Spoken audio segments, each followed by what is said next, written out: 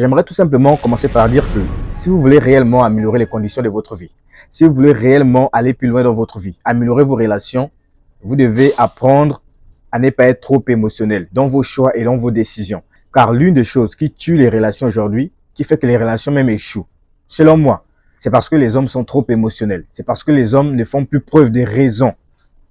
La rationalité est importante, les gars. La règle importante, c'est que lorsqu'il s'agit de prendre des décisions importantes pour votre vie, vous ne devez jamais faire intervenir les émotions parce que les émotions aveuglent le jugement. Ça, c'est une leçon importante et tout homme doit forcément comprendre ça. Prenons l'exemplarité de Salomon. Salomon est un homme qui avait de la force, un homme courageux, un homme vaillant, fort. Qu'est-ce qui crée la chute de Salomon? C'est parce que tout simplement Salomon a laissé les émotions intervenir dans ses relations.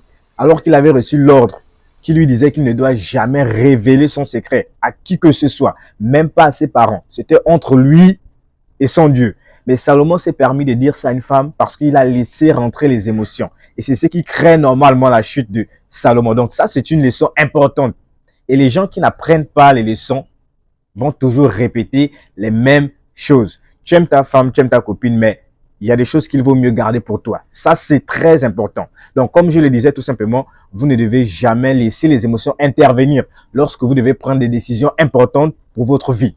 Parce qu'un homme qui se laisse diriger par les émotions ne va jamais aller plus loin. Si nos présidents, ceux qui dirigent le monde, laissez les émotions prendre le dessus, alors sachez que nous ne sommes pas en sécurité. Si nos dirigeants font preuve d'émotion, lorsqu'il s'agit de prendre des décisions importantes pour un pays, nous sommes en danger.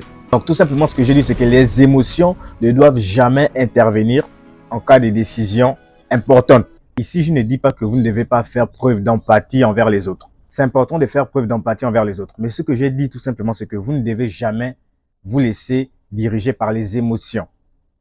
Alors prenons un autre exemple encore. Imaginons que vous avez un frère, une sœur, une mère, un père, et qui représente un danger public pour la nation, qui trouble la paix de la société ou de l'environnement dans lequel vous êtes. Et si cette personne représente un danger pour l'environnement, pour les autres, et que vous couvrez cette personne parce que vous aimez la personne, et que vous laissez cette personne vivre là, en laissant troubler l'ordre social, en laissant troubler les autres autour de vous, que ce soit votre frère, que ce soit votre sœur, que ce soit votre mère, votre père. Parce que si vous ne le faites pas, vous êtes coupable avec cette même personne-là. Si vous ne le faites pas, vous participez à son crime. Parce que tout simplement, là, vous laissez les émotions intervenir dans vos décisions. Parce que si c'est une personne qui est recherchée, mais que vous couvrez cette personne, parce que vous aimez cette personne, vous ne voulez pas le bien des personnes qui vivent autour de vous. Vous comprenez que les émotions ne doivent jamais intervenir lors des décisions importantes.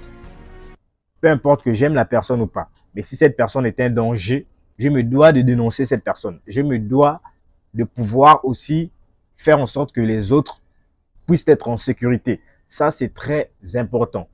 Donc, comme je l'ai dit, les émotions ne doivent pas aveugler votre décision. Vous devez faire preuve de rationalité par moment. Par moment, c'est bien de faire preuve d'empathie envers les autres.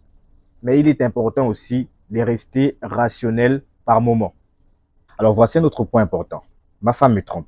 Ma femme me manque de respect. Ma femme ne m'écoute plus. Mais je ne peux pas la quitter parce que je l'aime. Vous êtes tout simplement un homme émotionnel et vous n'irez jamais loin avec une telle attitude.